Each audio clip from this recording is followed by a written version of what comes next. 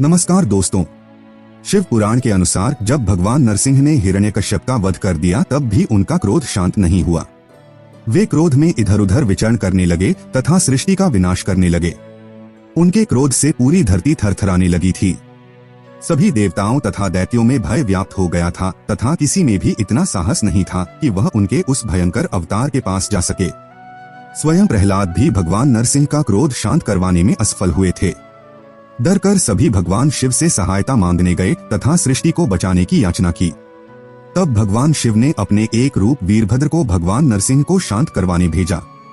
वीरभद्र ने भगवान नरसिंह को उनके पिछले 3 रूपों मत्स्य, कच्छप तथा वराह अवतार के बारे में बताया।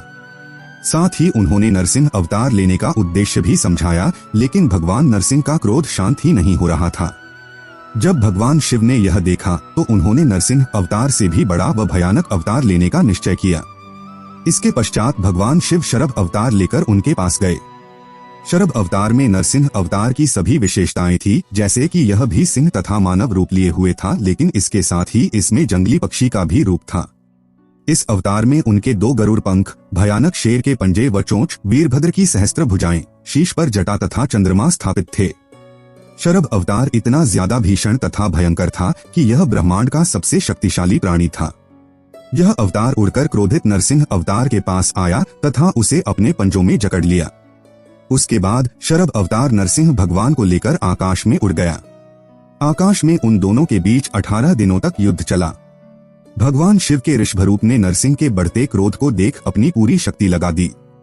अंत में उन्होंने भगवान नरसिंह को अपनी पूंछ में लपेट लिया और उन्हें पाताल लोक में ले गए। इस तरह से भगवान शिव ने भगवान विष्णु के अवतार भगवान नरसिंह के क्रोध को शांत किया। इसके पश्चात भगवान विष्णु अपने उस शरीर को छोड़कर वापस श्रीहरि में समा गए।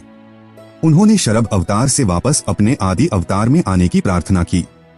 भगवान विष्णु के इतना कहने पर ही शरभ अवतार अपने भगवान शिव रूपी अवतार में आ गया। भगवान शिव ने उन्हें बताया कि उन्होंने यह अवतार केवल नरसिंह अवतार को शांत करने तथा सृष्टि के कल्याण के उद्देश्य से धारण किया था। इस युद्ध में सभी देवताओं को एक साथ 2 महान अवतारों के दर्शन हुए थे। हालांकि इसके बाद की भी कुछ कथाएं प्रचलित हैं, जिसमें शिव के शरभ अवतार लेने के बाद जब महादेव भगवान नरसिंह पर हावी होने लगते हैं, तब भगवान विष्णु एक और अवतार लेते हैं जिसका नाम गंडभैरुंड होता है। इन दोनों के बीच भीषण युद्ध 18 दिनों तक चलता है। तब मां आदिशक्ति दोनों को शांत करवाने के उद्देश्य से अपना सबसे उग्र रूप प्रत्यंगिरा धारण करती हैं और दोनों को शांत करवाती हैं। अगर कहानी पसंद आई है तो हमें लाइक, शेयर और सब्सक्राइब जरूर करें। Thank you.